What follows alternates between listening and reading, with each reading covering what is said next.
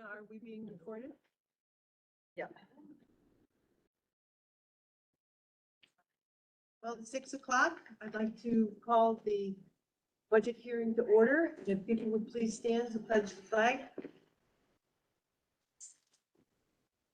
Pledge allegiance to the flag of the United States of America and to the republic for which it stands, one nation, under God, indivisible, with liberty and justice for all. Are the ayes? No, There's no eyes on there it. are no eyes. The eyes on that one, but not this. There's eyes on this side. I could do that. Can you see everything? Okay, we're just gonna go with the one. We can see everybody. Is it not? As long as Gina can see the room, Okay. we'll go with one tonight. He's the delegate one. Push the on. Something you should. Then we'll start with school. Okay, All right, start with Phil, sorry for everybody to back to you, but I'm new to all this technology. So welcome to our 23-24 budget hearing presentation. So why are we here?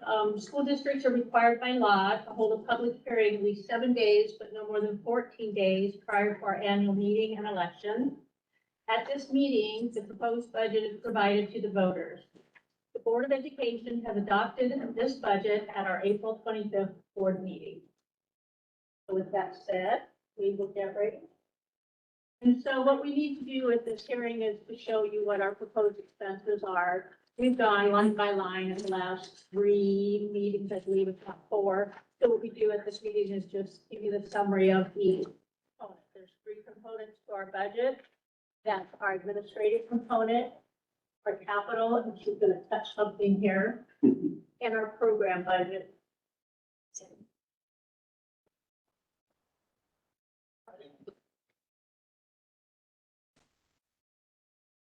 Okay, now it's even bigger. Gotta go ahead and get that. Yep. This one. Alright. So we'll start with the administrative budget, the overall admin budget, that's where your principals are, your superintendent, your legal, finance. Is that better for everybody? Can everybody see it? This is our first time with this board. This is my first time with any board, so. I want to be able to see it too. Principals, there's clerical staff, that's all in the administrative budget. Just like to point out some things that have jumped up a little bit, which be our central services. That's where our printing, our mailing, our BOCES. We have a PR gal from BOCES who work for us, our general liability insurance, and our capital and administrative budget for the BOCES that we're liable for. So you'll see that line, that component went up 3.58%. Our capital component, that's where our buildings and grounds lives, that's where our debt service lives. Those numbers are pretty straightforward. We can't play with our debt service or the interest accrued there, but you will see that has a small increase of 4.33%. That's all in salaries, benefits, gas, oil, that's where the heating oil is for the school district. So we had to budget accordingly for this past school year and go forward, assuming the rates are where they are. The program component, Julie's going to speak a little more to that because that's where our students live. That's where our services live, our nurses, our teachers, our aides, our bus drivers, transportation, athletics, extracurricular. That's why this is the biggest part of the budget. It should be the biggest part of the budget, but it also has the biggest increase of 12.83%. If you like the Yes. line items that we. So, a few things, the line, if you're interested in a line by line of the administrative, capital, and program components, they are, available on the website, and there are also some hard copies. We try to conserve paper, so there's 2 slides, 2 pages to 1 page over there, so it looks like similar to this, only two on one page. So there are some over there, which will give you the breakdown line by line, but feedback that over the years, where I've been and here is that seems to be a little dry for people, every line, but if you're interested in that, we do have that available for you. So the program component, again, is really primarily instructional programming. That's the way you think about it. It's really, all the things that, directly impact our students. So, administration, the capital components, think of those as more behind the scenes. So, the program component is really where the majority of your budget is spent. And that really directly is impacting the programming of our students. So a few things, it can be a little confusing, the total teaching line. It doesn't just mean total teachers, it's all of the things that, again, are involved in instructional programming. So as you can see, the change from the current year's budget, 22-23 to 23-24, is $1.1 million. And that is where our teaching salaries are, some conferences, professional development, contractual services, some consultants in there, some different contractual cleaning of microscopes. So anything that are, yep, our teacher aides are in there. So I'll talk a little bit more specifically more about that. Conferences, field trips, supplies, textbooks.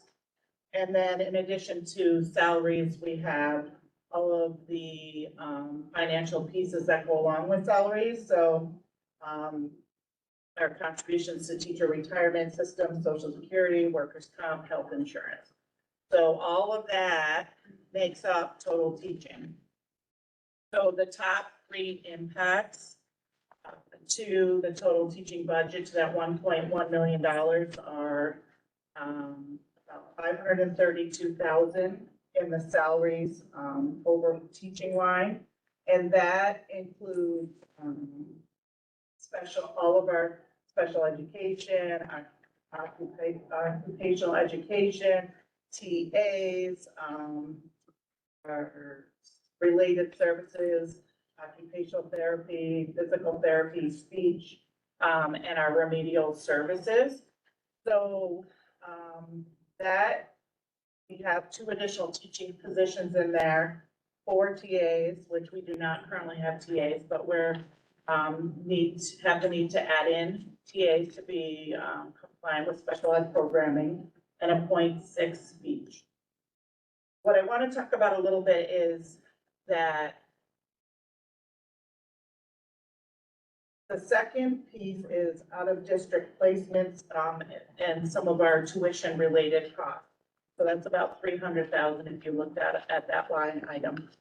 That would be much greater if we did not add that special ed programming into our instructional and teaching budget in district for next year. That would have been quite significant. So our out of district and our tuition costs next year are about $498,000, and that would have been over $1 million if we didn't bring some of that programming back to the district. And so although we're adding some positions in order to create those programs and support those programs through materials and supplies, it's at a lower cost than that out of district tuition that we would have had to spend for students. So it's something that if you've been to board meetings in the past, the board, we've all talked about the fact that as much as possible, if we can educate students in district, we would want to do that and keep the money here. The number 3 additional, so we've got salaries, teaching, tuition costs. The salaries teaching. What? So that line is, that's in addition, right? So the layoffs were, yes, yes. Yes. Yes. So in the regular education teaching, we had a reduction of 6 positions, and then, in the, other categories of special education and some of the other areas, we had an increase. So moved the money in essence from one place to another, but overall it's about $500,000. And then, health insurance was our other significant increase. The district is seeing a 12% increase in our health insurance consortium. And so that has an impact of about an increase of $275,000. So those are the top three. That's almost $1 million right there. We have some give or take increases in materials and supplies, professional development. If you look line by line, you would be able to see that a little more in detail. Anything else?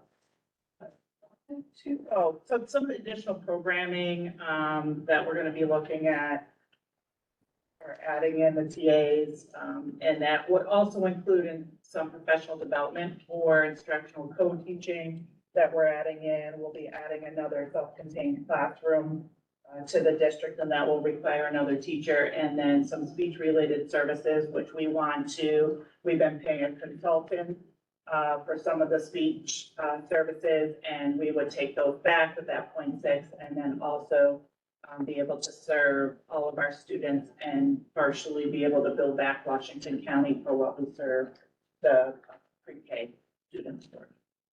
So, let's see here. Transportation, yeah, it is. Transportation was another, you can see that we have an increase in the instructional program transportation. Some of that really is in our contractual piece. So we do contract out some of our driving because we don't have drivers for the fleet to transport to a lot of the out-of-district placements. Sometimes there's opposite direction. We share as much as possible with other districts, but we do see that additional cost.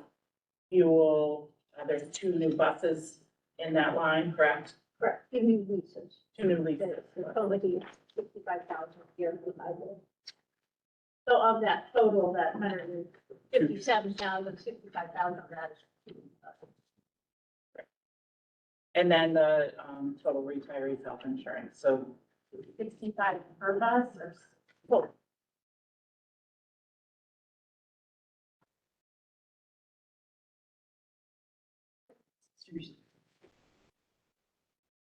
And here's a snapshot of our revenue picture. We can speak to the foundation aid being fully funded, but that happened wide, right? That all the foundation Yeah. aid, everybody was made whole. So that's why there's such a significant bump this year. We do not anticipate seeing anything like that in the future. If anything, you might get like a cost of living increase going forward, but now that we're fully funded, that will be our foundation aid. We're getting the UPK grant that is not just given to us, we have to write that grant, but it will help offset the expenses of our pre-K. So our overall, I can see that number from there. Our overall aid from the state is up 19%.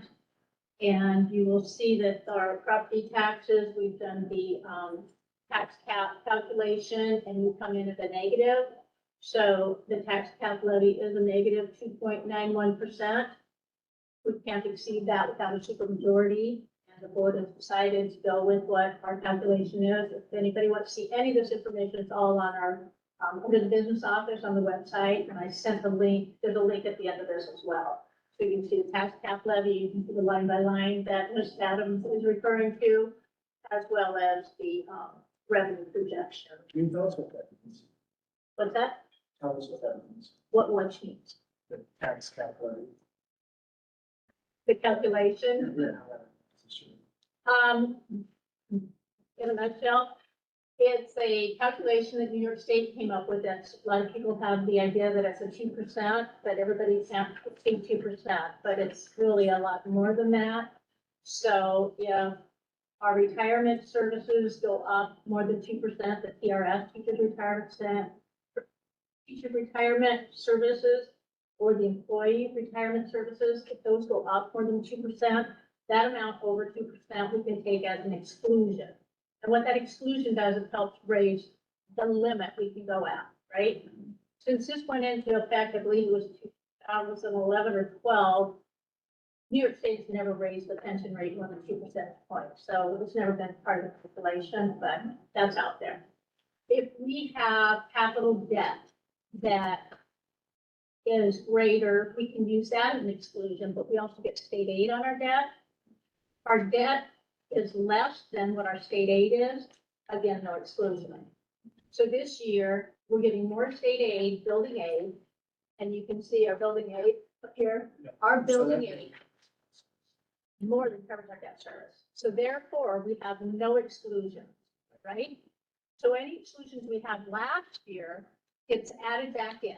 You have your base, Lester's tax levy, right, the $5 million. Then you have to add back in last year's exclusions. And then less than exclusions we have this year, which is nothing. And we end up with a negative. So you have to add back any exclusions. Yeah, so it helps you in 1 year and it, yes, it stings you the next year. And that's our allowable tax levy. Yeah. So that's the amount of money that we are allowed to levy from the community from property taxes. So you can take advantage of it, but you have to pay it back. The exclusions, yes. Right. Theoretically, now the only reason this is really happening is because we've had a debt roll up.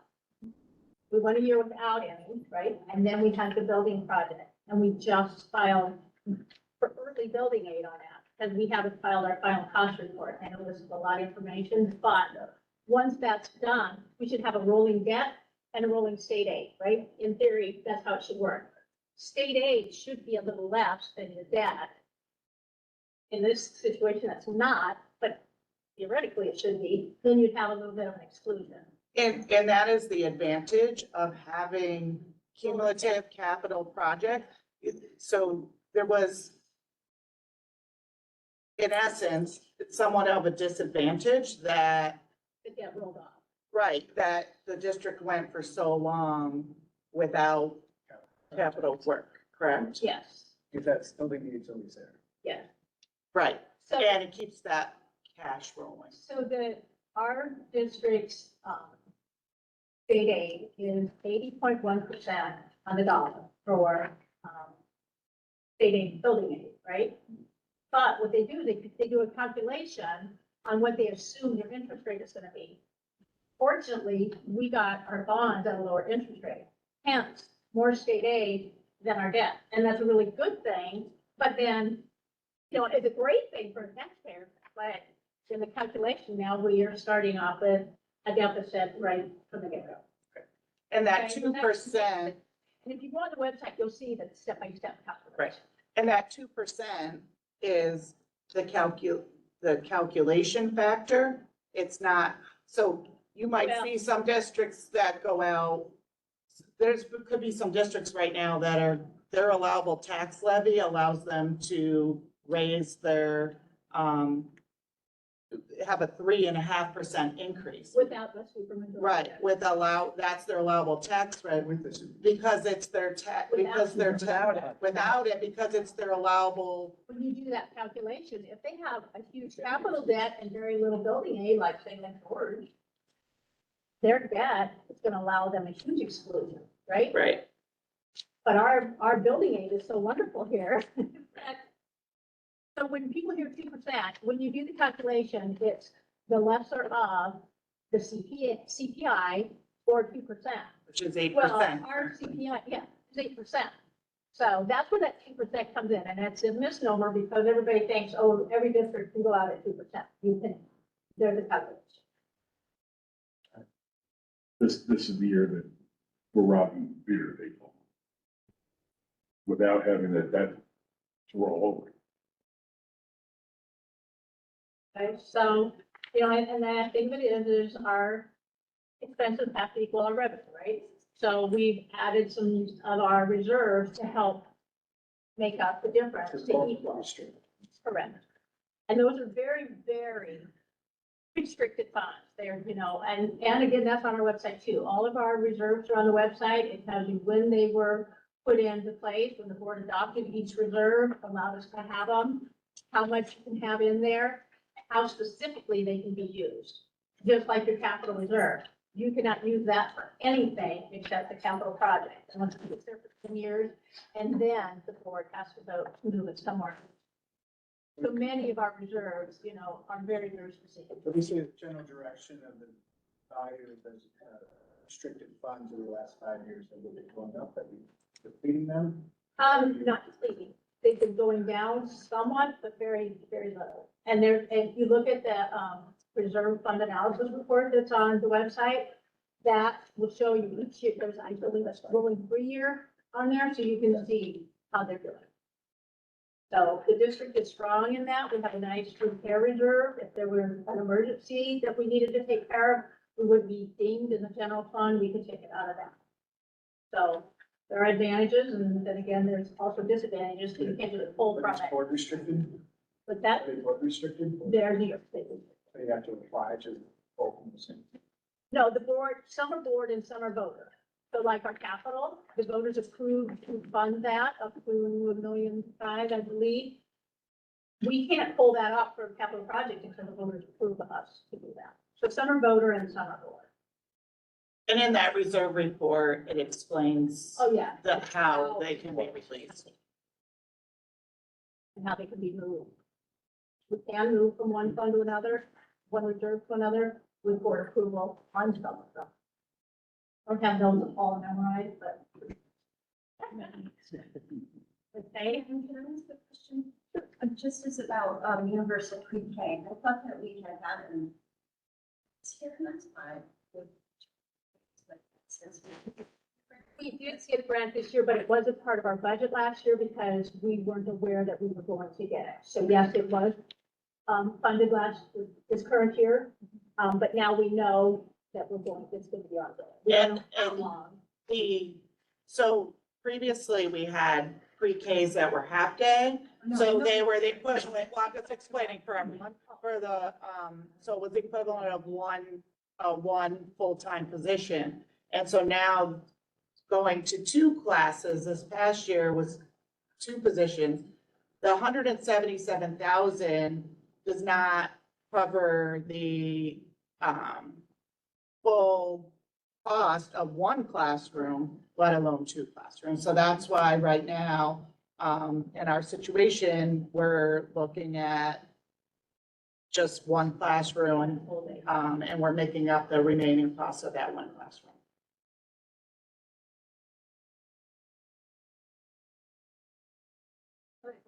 The other thing I just like to note about reserves is, we don't have that on here, but we did have that on, I called it our cover sheet, where we summarized our revenues and our expenses as we were having our workshops, is that we have dedicated some of our ERS That's what brought up the- reserves. Right, and so the idea from that is that we will, when we can, replenish those reserves back at some point. So, that's not, this isn't a long-term solution to be using some of those reserves, and we do need to put those back. So I just wanted to be clear that we did take some of that. So you're extracting 235, 215, 395 from the Right. reserves? And if you look at that analysis report, it'll show you by year how much we took out and how much, and there may be years that we took out, and by the end of the year, we were able to put some back. You'll see some pluses and minuses, you'll see. But it's less than the prior year. Well, the 395 is, some of that, the reserves is coming out of 235, so the appropriated fund balance, some of that's coming, will be coming from And- some excess fund balance at the end of the year, so. The fund balance, any auditor would caution you on trying to keep that down, because really, you don't know what your fund balance is gonna be until the end of the year, and everything has been audited and Right. moving things, so they caution you very strictly on, be careful on that number. So it's a goal to try to get it down, but then you gotta make it up somewhere, so we. And that's, where that's our best, guess at, our estimate on what we will have. Yeah. We could be in a situation, depending we don't anticipate it, but the reality is we may not have that amount in our fund balance to apply. We hope we will, but. So that's why we're very cautious even right now about our spending. So you may not have which amount in the fund balance? Okay. I thought you had 2 million in just restricted fund balance. Restricted is different than. Restricted are the reserves that have special use.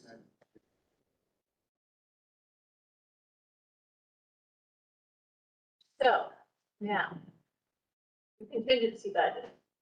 So, very strict laws on this as well. I'm not gonna read the whole thing to you, read it yourself, and again, it's on the website. But this has been the first year we really had to discuss this, and I think ever since the tax cap levy went into effect, that changed how contingent budget works. It used to be contingent budgets meant take everything out of there you don't need. It was talking field trips, it was talking sports, it was talking extracurricular. Well, now New York State has said, no, that's all part of learning. That's all very important. So the board would have to be very careful about what it decided impacted the student learning. We don't have any fluff in there. There's nothing in there like a brand new tractor that we could take out or, so right now, our contingency budget would be our current budget. The only difference is with the law, not only is there no longer a spending cap, instead, we can't exceed last year's tax amount, which means we would gain money if the board were to choose that. We gained the 148,000 that we're losing by going out at a negative.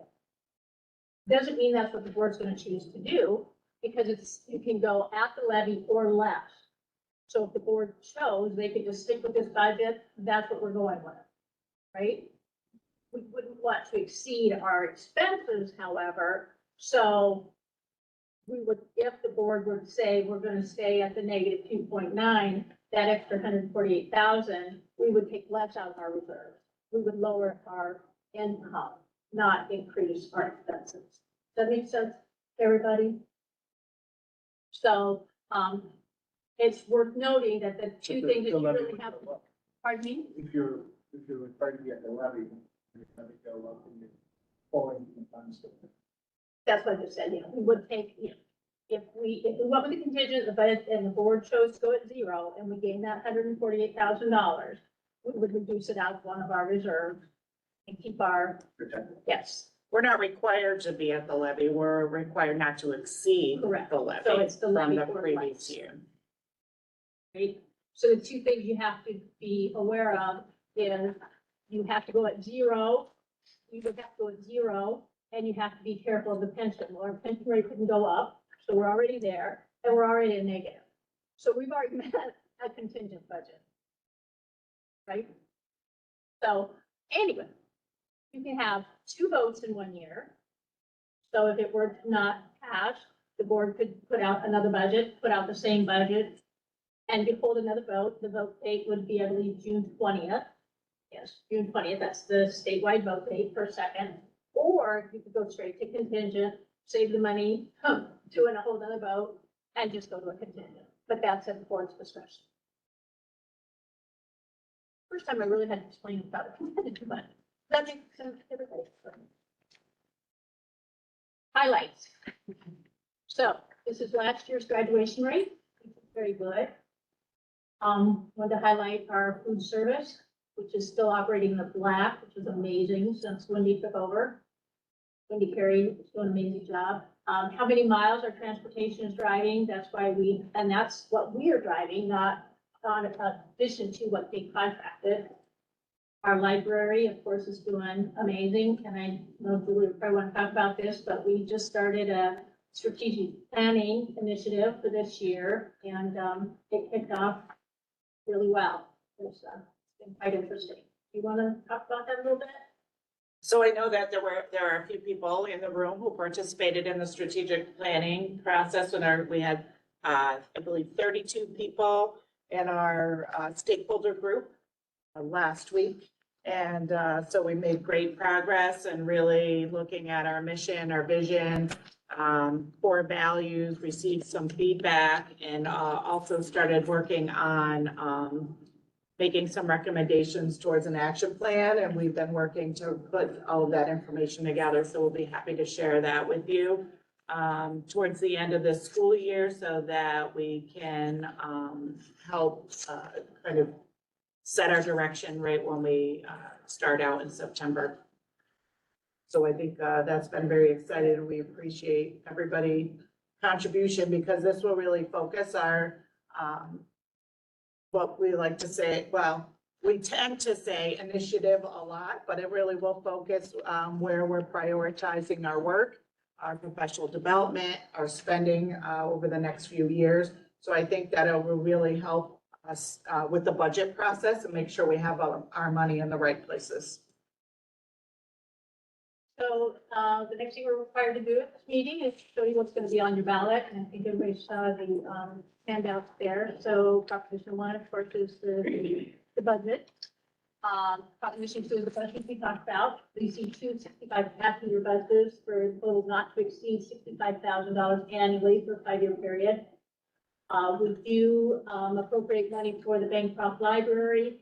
We are merely the pass-through. We don't get a penny of that. We bring it in and they get the money. So they're asking for $3,500 this year to support the library and its expenses. And we have 3 boards open that will be needing to fill. Ann Dunnigan, Daniel Snyder, and Henry Harrington. We're board seat specific here. So if one were to run, which is too late to pick up a ballot, you have to be a write-in at this point. You would have to say what seat you are running for. Right now, we have one person running again, and that's Ann Dunnigan. And then we have 2 open seats. So we will be doing, and we'll go here next. We're doing paper ballots again this year, like this last year, because Washington County does not have machines that they can.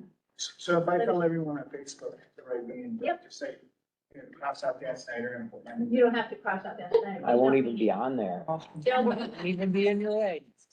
Fix me right into an empty seat. Yeah. So Just, I mean, you can just say right in C1. is it a that's 3-year? There's Is one it that's a C1? 3-year term. Clarify, Yes. yes. Go for the 3-year Yes, one. I do. One is 3-year and one is only 1 Yeah. year. Right. A little over here. Tell And Tom that his is 6. three-year term, and Andrea's begins the day after the vote, begins May 17th, and it runs through June 30th of this coming year, 2024. Okay, so what seat number is Dan? It'll be the Say the 3-year, three-year the 3-year Three-year one. term. The 3-year term. Okay, Yeah. so on Facebook, I say for the 3-year. Yes, you can Yes. see here. Unless you want to test it out for a year. And a couple. Should I test it out? No. Alex, but it'll say. Just jump in, like jumping into the creek. Dan Snyder, and there'll be a line, and then it'll say to fill the seat of Henry Harrington, and there'll be a line, so you write in. And you get a vote for all 3, 1 for each. Ann is running for her own, so. They all have a write-in line, My 6 but votes will win, pretty sure. what was your name? Tom. No, just say right in for the class of '02 seat. Yeah. So, we're going paper ballot again like we did last year.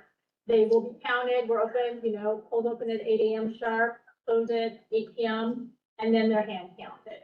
So depending on how long and how many votes, the board probably will not be accepting the votes that night. There is a board meeting that night, but if they're done with their business, they'll adjourn and we will have a special meeting, just like we did last year. I think it was the following week, or was it? It's Following week. Accept the, vote. So, that will be announced, of course. And we can still give out the results, we'll still give the results to the, newspaper and everything, they still be certified by the board until they. So, that's all I have. I think we can come in. Bill? Generally, the school district carries over $1 million from year to year. You have a figure on that for this year? I don't, that's what I was saying, until we are fully audited, we don't have a number. I do not see that number this year, however. I do not see that. And by regulation, we're not supposed to carry more than 4%. Right, but anything over that, we're allowed to put into reserves, and that's by the board. Right. Is that how we got the building fund, 1.5 million building fund? Yes. So that's already paid for, the money's in the bank collecting interest? Yes, it's in the reserve. 1.5 million. And that reserve is also on the website, if that is over now. No, I didn't see any federal funds. You cannot put federal funds, that's separate from the general fund. The vote is on the general fund. Federal funds have nothing to do with the So general.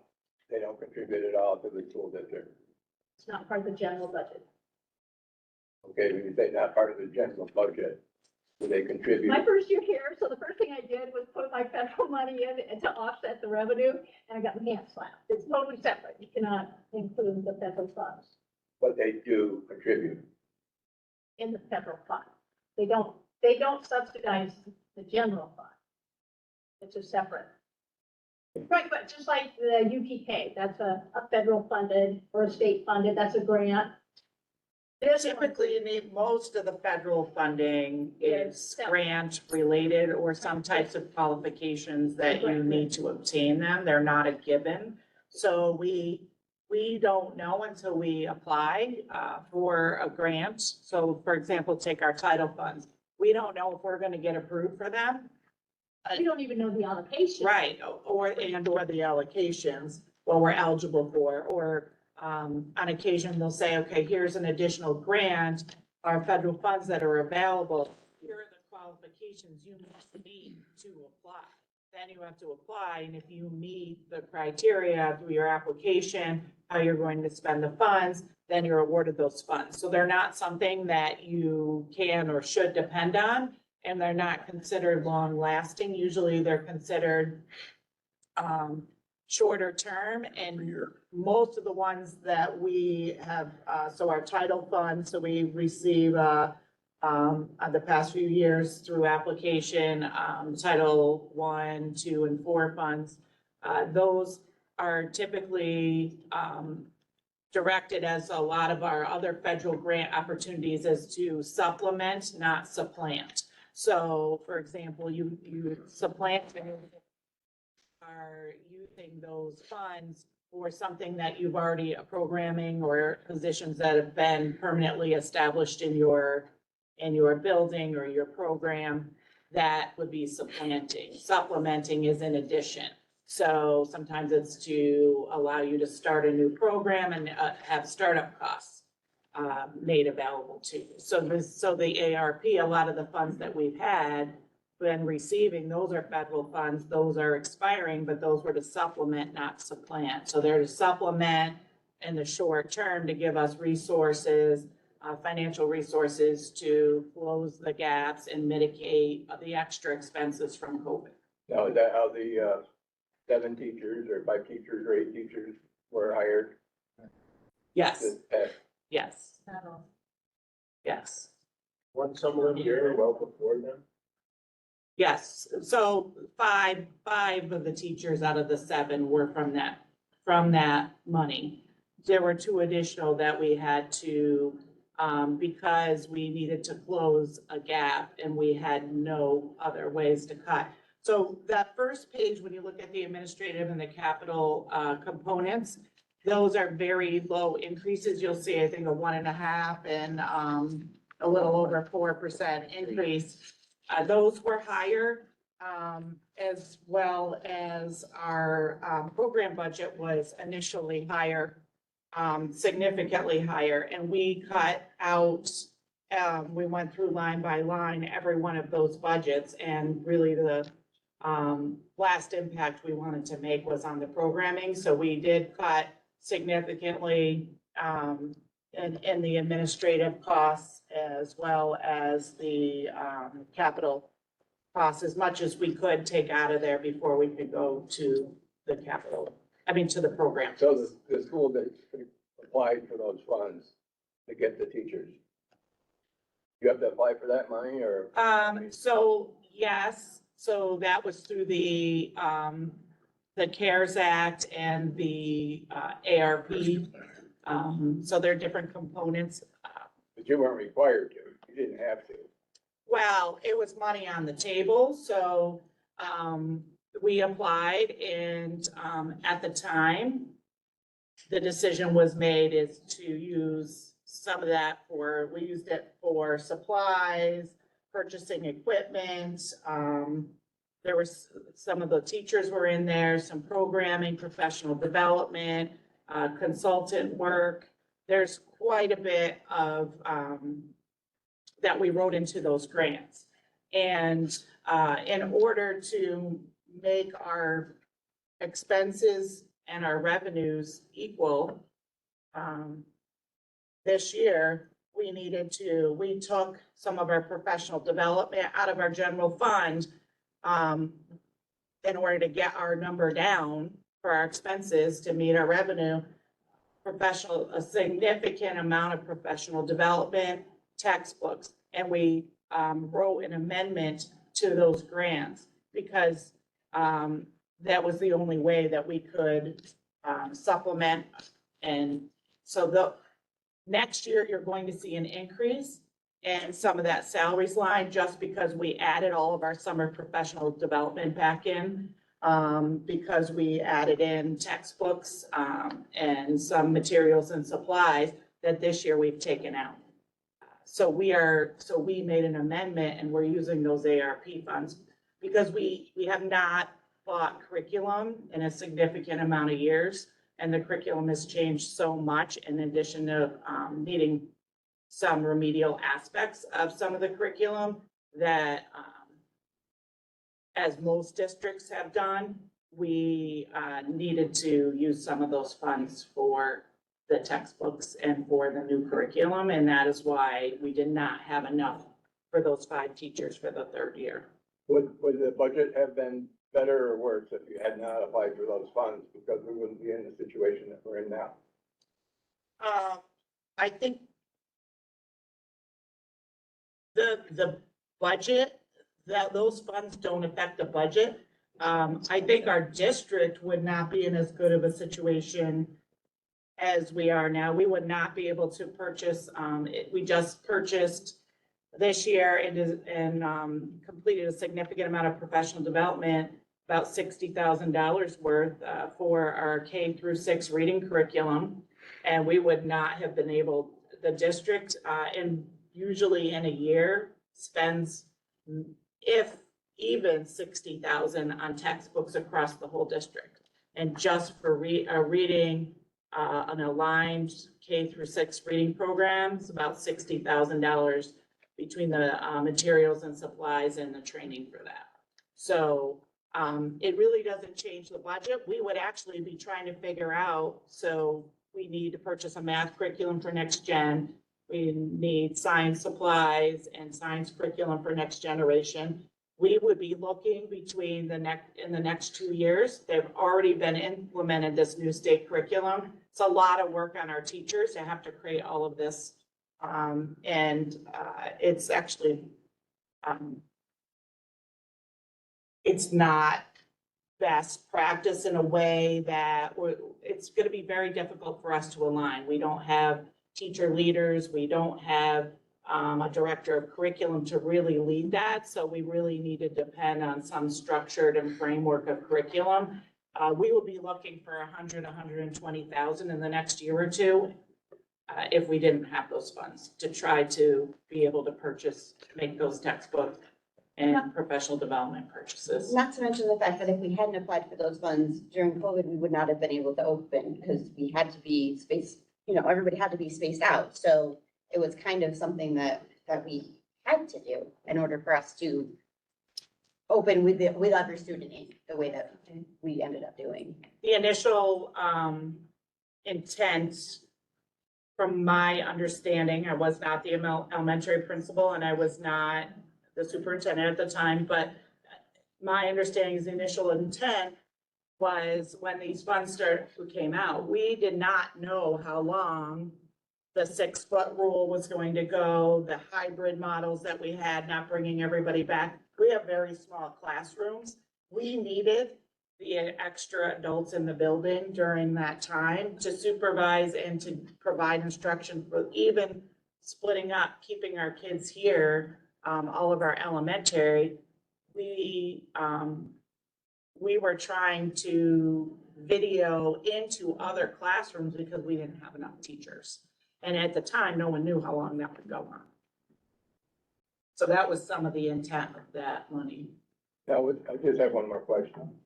At a couple meetings ago, I asked the board to put on a proposition, a non-binding proposition for the voters of Salem, taxpayers, whether or not they wanted to continue forward with closing in and destroying the arch or spending the money on the roof, to give the board some insight as to what the public wanted, not what the board wanted. Was there a reason that that could not be put on the ballot as a proposition, non-binding, just to give you some information? You guys decided. I'm on tape asking for it. I've never heard anything from anybody. Just curious. You don't want to know what the public is interested in, what they want to pay for. I don't believe that we're not interested. I think that's not an accurate statement at all. That we're not interested in what the public thinks. But we did have opportunities throughout the time that we were planning for people to weigh in and share their thoughts. So we had made opportunities available for people to share. And we felt that we had come up with a plan, we had settled on a plan, and we're in the process of moving forward.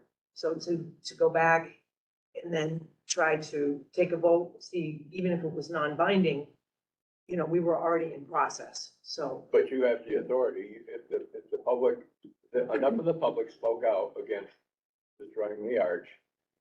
And I think once you get it done, you're gonna be You were the only voice. That the only one. Okay. Well, I've had people call me and ask me about it, so that's why. But they didn't share with us, or at least with me, so they didn't come to a meeting. I never got a So letter. you are planning on moving ahead to that project. That is in process. So you lied when you said that both the roof or the arch was on the table. I don't think that was ever said. When this money was voted on, it was for security and safety. And that's what, our hands are somewhat tied as to what we get. I mean, yes, if a roof leaks, it's an issue, but it's not a security or a safety issue. Enclosing the archway is a security issue. It limits access.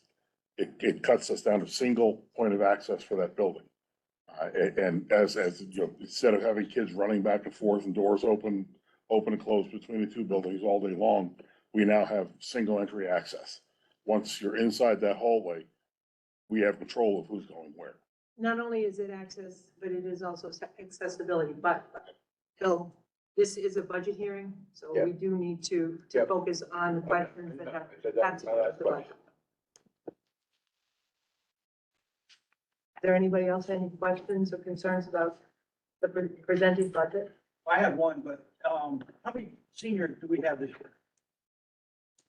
I believe we have 32 graduating, 32.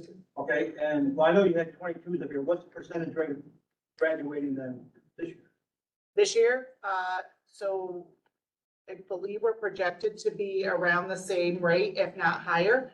It's hard to predict. We have seniors who have graduation requirements that go through June, so their courses they have to pass. And I think, it's not fair to say necessarily what the graduation rate is because we're trying to get every student through who can get through. So I think it will be around in the mid-80s at the very least. We're still feeling the impacts of COVID. I will tell you that we've been well above even during COVID, the New York State average. So I think, the plan is, and part of our strategic planning is, we discussed that our goal is 100%. What is the New York State average? It's been around, I believe, 80 or 82%, depending on the year, the past few years, low 80s. But our goal is 100%, and I don't think that it's acceptable to say that's anything less is our goal, so we still have work to do. That's why we need to make sure that we've got the curriculum and the professional development to back up what we need to do for the students. So you may have already talked about this in prior meetings, but, you know, you seem to be retooling on special ed, bringing in those people, moving away from traditional teachers. What kind of evidence or support did you find or did you look at that help you come to this decision, to help you, you know, determine that there's a need here? It's through the Committee on Special Education, we call it CSC process. That's programming that we're required to provide based on need of our students and our student population.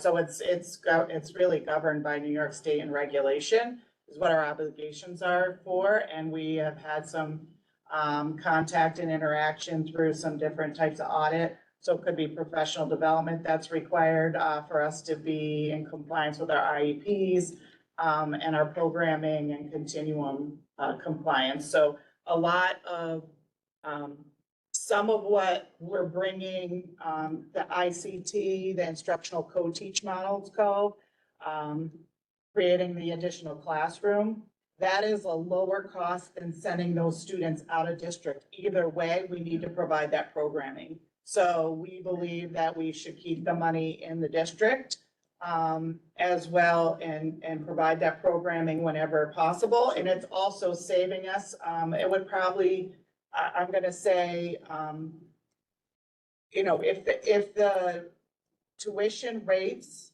are what we plan on them being, so you could have someone come into the district who needs additional services, you can have them leave. But right now, our projections are we're saving about 400,000 to almost $500,000 by bringing those back. Because, and that's, that will be ongoing. This year will be the greatest cost because there'll be professional development and some curriculum and some startup costs that will be associated with some of that. So the need is increasing or is something Yes. reorging process? No, the need is increasing, and we've also, we need to be compliant. So would we out of compliance? We have not officially been cited out of compliance, but we've done some work, and we knew that we had some work to do in some of the areas. So that's an example of getting teaching assistants, TAs, right? And some of the professional development and training that we're doing, for writing, individual education plans. This is your plan compliance? To stay in it. And really, But really, it's not to be in compliance, it's to meet the needs of our students, and that's what it's free and appropriate education. So it's public education, so it's our obligation under state and federal and state regulations and guidelines that we have to. So, you know, it's what we've talked about in the past, that we've had some different structures over the years, but our needs have changed, the needs of our students have changed, and we need to meet that need. And we also need to do it in the least restrictive environment. And so it's not taking away, we're not taking away regular education teachers. Someone asked me that the other day to provide a special education teacher. That's not what we're adding programming. We're not taking teachers away to provide that. So, your tool. yeah, reallocating, yes, in a way. I have a question. How many special needs kids are out in the outer community? Out of district? Yes, is what I'm saying. To. Right. I don't know if I brought that with me. Do you have an estimate of that? 12. However, with some additional needs, I believe it would have been up to. So in a small district, you need to be careful about Yeah. identifying programs and kind of, you know, sometimes we can identify people inadvertently, and we certainly don't want to put anyone in that position, but we would have we would we would be having the need that would increase significantly our out-of-district places next year if we didn't create these. Think about next phases, it's called a continuum. So if you have students that are maybe in a certain type of grade level, then they're moving up to maybe a different classroom that now we have to create, and we still have kids coming in behind. So it's not like we can just keep shifting that teacher with those kids. So that's a little bit of, we have some programming, so we have some middle level programming, and we're having some students that are going to high school level. And there's all kinds of regulation in terms of similar needs of students and age, certain types of age, age range. Thank you, just blanking out on that. And so what happens is sometimes we need to create additional classrooms, or we're gonna have to send those students out. And historically, and it's pretty safe to say that it's always gonna cost you more to send your students out. A lot of that contractual transportation costs and busing is because we're sending kids to multiple places in the capital district, and we don't have the drivers or the buses to do it, or that we can't get people, they have to drive 45 minutes or an hour, we can't get somebody back for a run.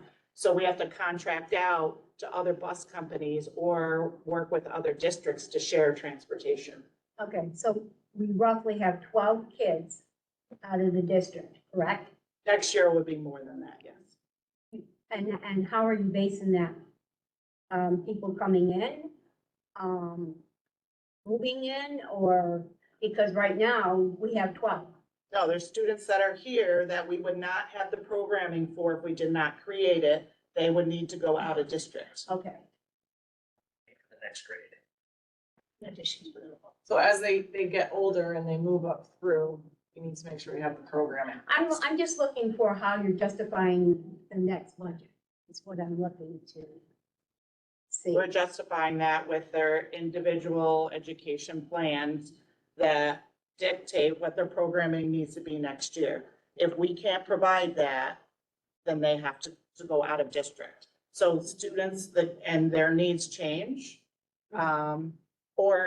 We have not had, so a few years ago, we had we had less special ed programming in the district, self-contained classrooms. And so when we started those, you need to then have a continuum.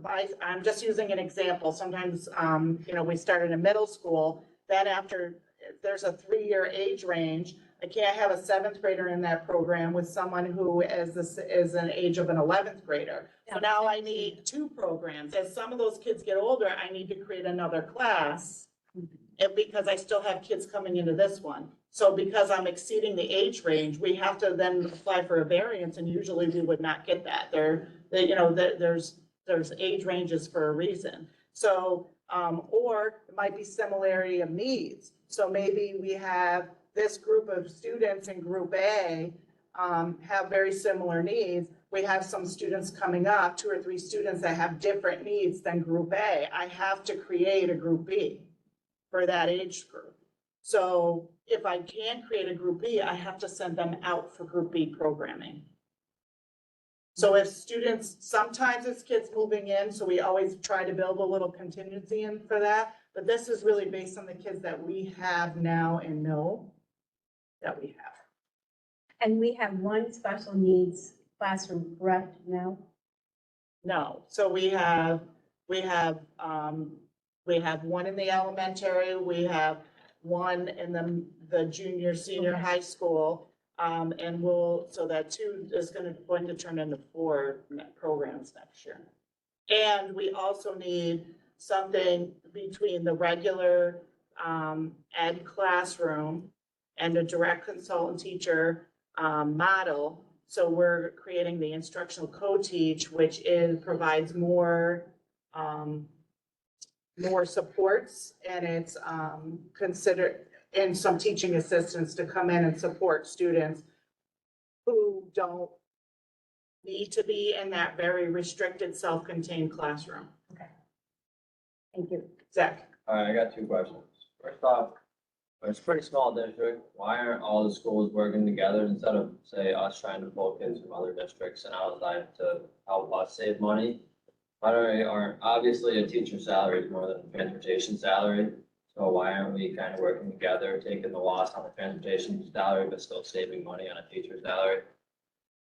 So say that again, you're asking why don't we cut down on drivers for two? No, we're trying It's to, not just transportation costs, it's the cost of the programming. So transportation is part of that, but you also have to pay for the program that we're transporting them to. well, right, but if we're keeping our program here and working with other schools, it's kind of like a, hey, we. Meaning bringing other students Right, in. say we focus on a certain age. Yes. But we and have- high school focused on. Right, We we first have to have that program establish- established before we can bring others in, but that is a thought for the future. Yes, and so we would, so if we create a 6-1-2 classroom, so it's 6 kids to 1 teacher to 2 paraprofessionals or 2 support staff.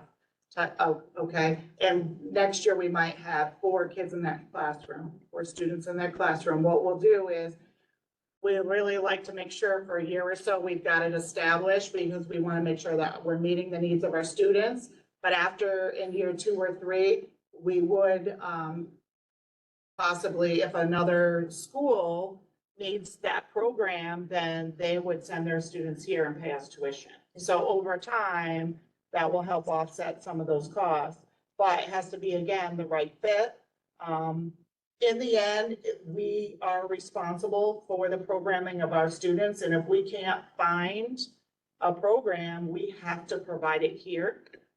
So, and there's a shortage everywhere, and it's very difficult to find programming for students right now. And so that we are, we've been told by the state that we need to create a program It's the cost per student in the state. for out of district. Yeah. It varies. Regular ed versus special ed, there's pretty much 2, what are the? It does vary. I mean, and when you think of our foundation aid, so the foundation aid we receive, for 23-24, foundation aid per student is 12,542,000. So that's what we're receiving foundation aid wise. That's not our total cost per student.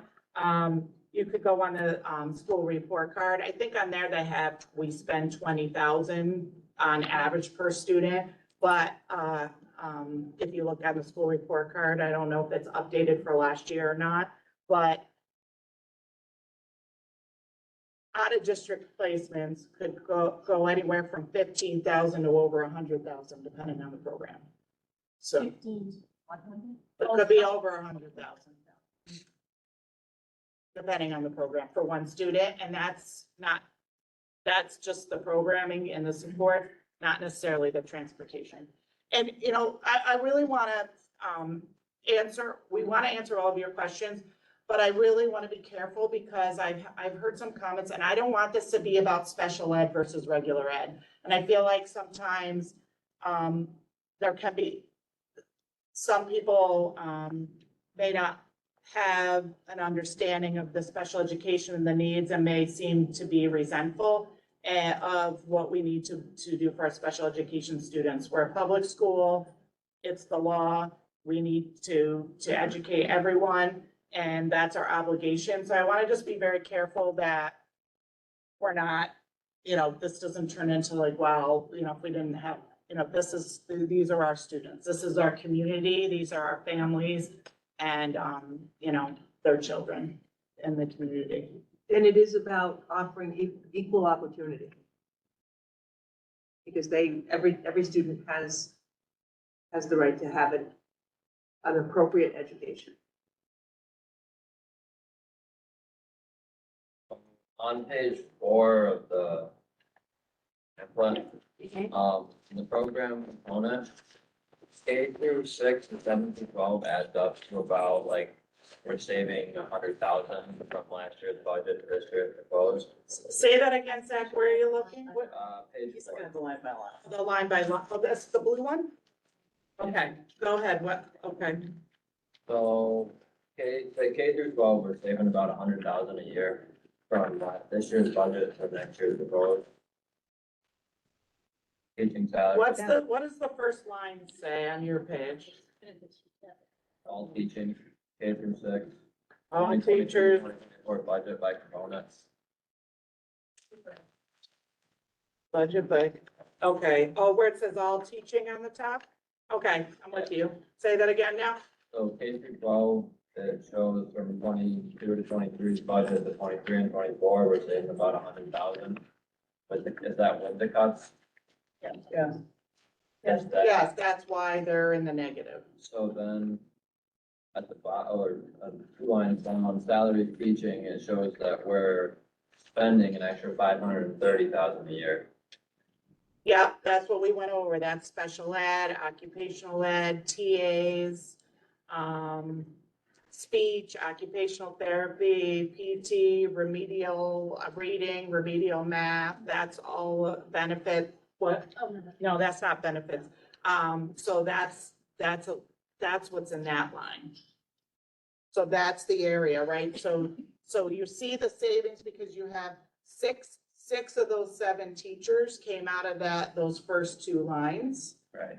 And where the 532,000 is, that's where you have an extra 2 teachers, special ed, 4 TAs, and a 0.6 speech.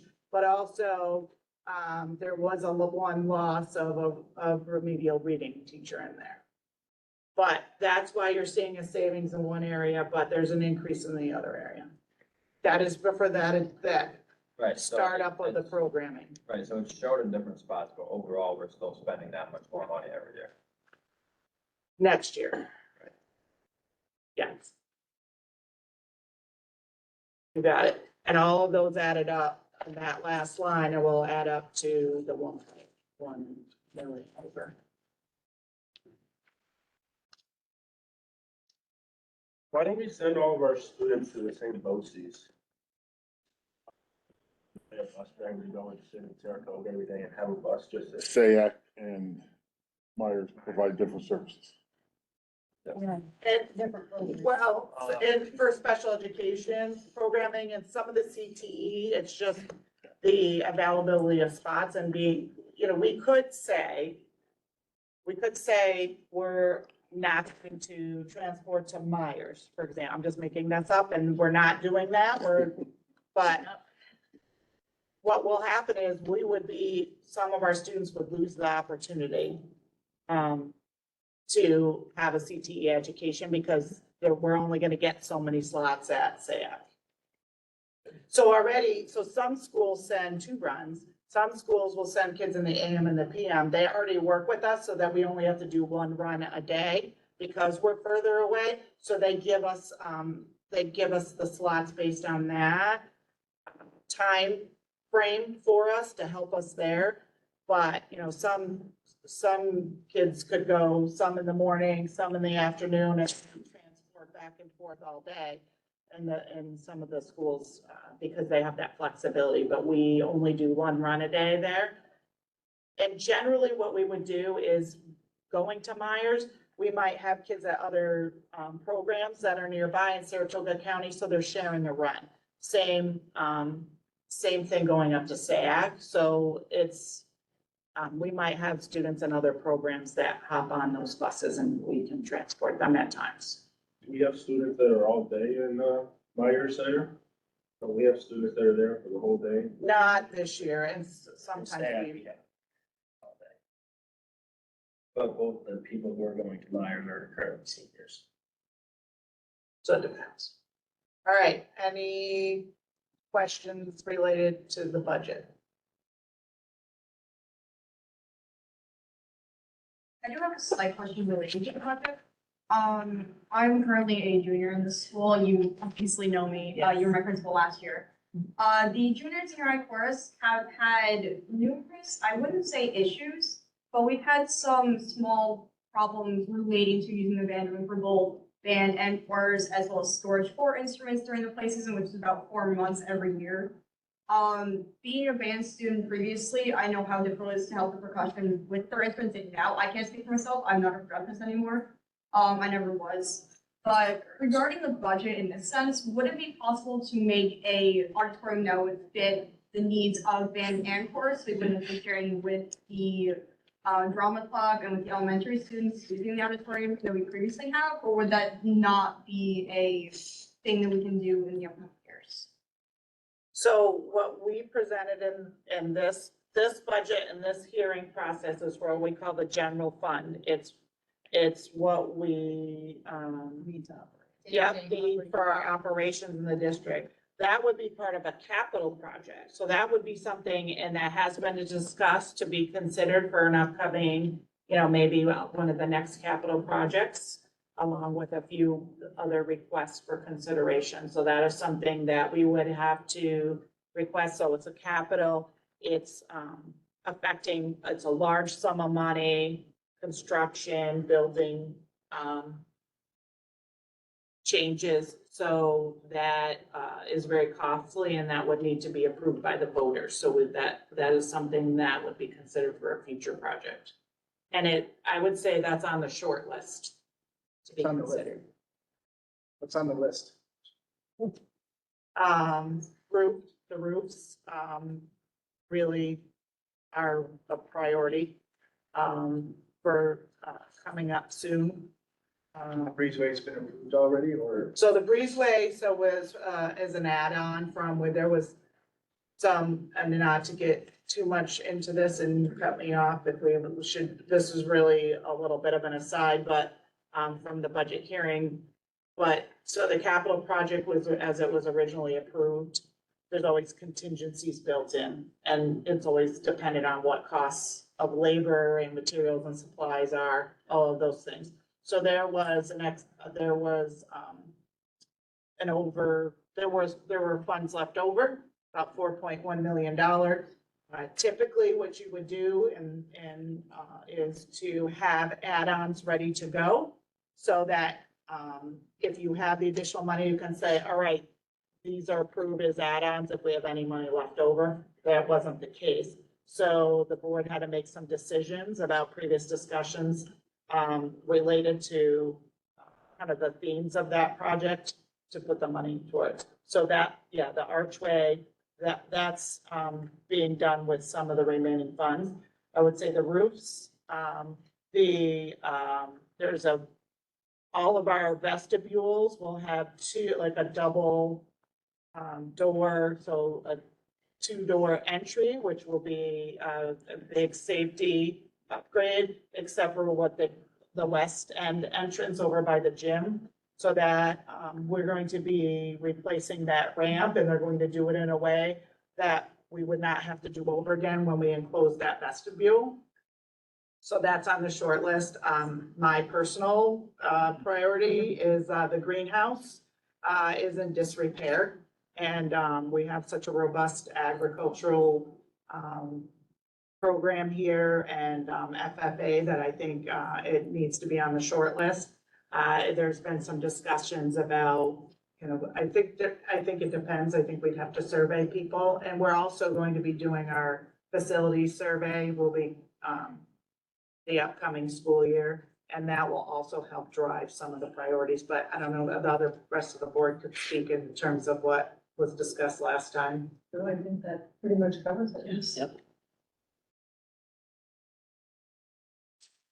Are there any other additional questions about the budget? I know that there have been concerns that I've heard in the community about the reading program and the phys ed program being eliminated. Are there plans in place for kids to have an opportunity to go to BOCES, which is something regarding business ed? And the other thing is, how many children is this impacting? How many kids are in the reading program from 7th to 12th right now? So we won't be so we talked a little bit about this in the past, so we don't have the complete plan put together because we have to build a schedule. The intent is that no kids will lose out on remedial reading services. So we're working together with our reading teachers and Mrs. Crandall to really kind of look at making sure that we can accommodate everybody. Some of that has to do with how and where we provide the services, tier 2 versus tier 3. Some would be in the classroom, purchasing some of those additional resources, training for teachers, and then, business. In the short term, there were a few courses that we would, possibly that have some interest that, one or two other teachers could teach. CTE wise, the 8th grade, home and careers, there are some other options. So we're looking at, some teachers that may be able to provide, one of those courses, for the 8th grade. So it may not necessarily be, home and careers. It could be a business, it could be other business related courses, it could be ag related, it could be science, computer based. There's, if you Google middle level CTE, New York State Ed, they kind of give you all the different modules and components that you can fit together. And this came about over the past few years because of the shortage of home and careers and tech teachers, business teachers everywhere. And the needs are changing. So we really need to look at that in the short term next year. And I think the goal is to really look at how we're offering, and looking at our multi-tiered systems of supports for reading. And really one of the first steps was looking at our elementary level and our elementary program. We talked about that reading curriculum purchase. That's really key, those foundational. All of our teachers work really hard, and really maximizing their work by making sure they're vertically aligned and really complementing each other and building from K up through 6, eventually 8 and into the Regents level. That's very important. If your curriculum isn't aligned, it's not going to really work together. It's not going to really give you that strength. So we're starting those steps, and we're really, taking more of a data-based approach. And I think Tom was asking, where's our data? And that's something that's been missing for a while, is really looking at the data to help guide us as to what skills, that we need to be working on. A lot of AIS should be in and out, not, for 12 years. So those are some of the things that we're looking on in the short term. Ideally, I think we've got to look at our electives and our pathways and what we're offering and what we can afford moving forward. But in the short term, we had to right size this to get us into next year. We had a timeline, we have a deadline here. I mean, that wasn't flexible. And so in the short term, it's not ideal. We're going to do the best we can, but we need to have a plan. And I, to be honest, we don't have the full plan yet, but we have a plan for next year to give students what they need. So you think this model fits what your needs will be in 2 and 5 years out? Yeah, overall, I think it's pretty close. I think we have a very experienced and veteran staff. I think health insurance, and so I think we're. Everyone's dealing with health insurance costs. Yeah, I mean, so we have to find a way to pay for that. And so until we get some breakage there, I think the projections on the next few years are going to be tight, and then we'll see where we go. So I think this model in the short term is sustainable. I'm hoping, unless there was something big that hits us, I don't see us needing to do something like this again in the near future. And we're in the process of creating a multi-year financial plan so that we're always going to know where, we should at least have projections, some reasonable projections of where we're going to be 4 years out, always rolling. That Makes sense. That's something that we didn't have in the past. And again, I presented to some different groups, and I like to say is, I think everybody did the very best they could when they made decisions. And we didn't know that we were going to be here. And I don't think, it's like the Monday morning quarterback. I think we can all sit here and kind of have our opinions. But what I think is best for us to do, myself and how I advise the board, is how not to be here again in the future, at least while I'm here. And that's really where we have to focus now. Is there a way to not, I feel like when the budget's done, there's always the thought of attrition, and that seems burning, plus, thinking of certain retirements that then aren't happening. So is that possible to just not put that in the budget line? We don't put them in the budget line, but the reality is it's costing us, salary increases are the reality. And when you have, people who are here and they make a significant sum of money, it's going to affect you. And so we're not planning on attrition. I think some people thought we would get that, but we don't budget that way. Just based on conversations, and I've only been to the March meeting, it seemed like that was a comment that was made. We thought people were going to, and they didn't. So Right. I inferred it as that. Yeah, that was, I think, from that ARP and hiring a lot of those people. Right. I think that was the thought in some of those people. They were all, the 5 that I spoke to, they were all very clear that they were temporary, those 5. Unfortunately, we had to affect 2 additional teachers. That there was never an assumption by the board that people were going to retire. The thought was that if people chose to retire, we could keep on some of these teachers. It wasn't that, well, we can expect 5 retirements, so we can keep these 5. That was not our intention. That was not at all what was implied. It was that if retirements occurred, then we could save these jobs.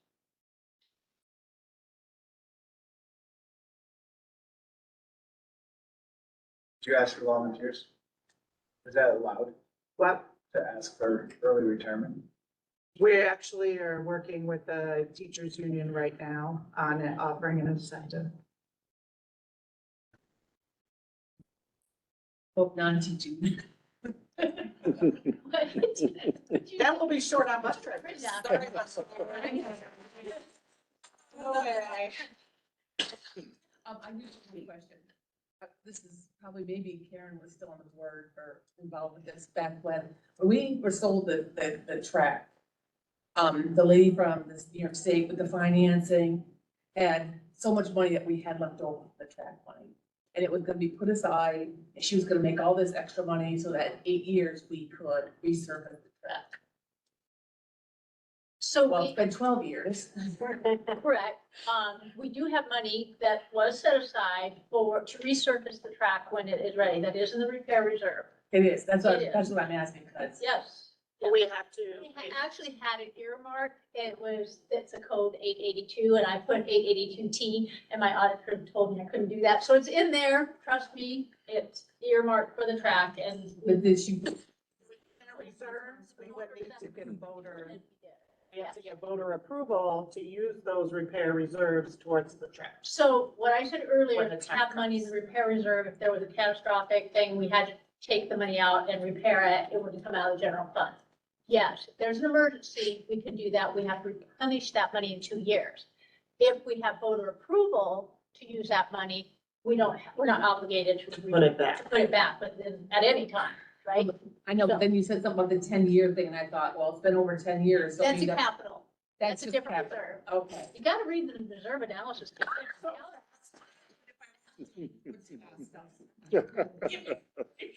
It only took me 14 years to memorize it.